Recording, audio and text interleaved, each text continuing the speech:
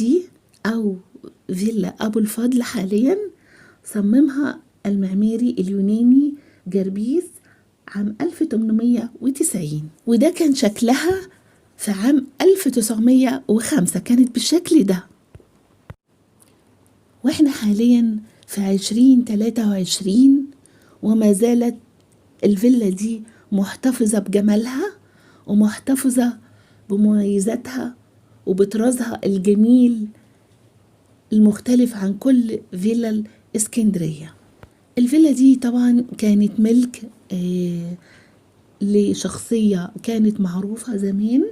في القرن ال19، كانت ملك اليهودي الإنجليزي السيد أودين جورا أو أودين جوهر، وزي ما قلت لكم اتبنت عام 1890 على الطراز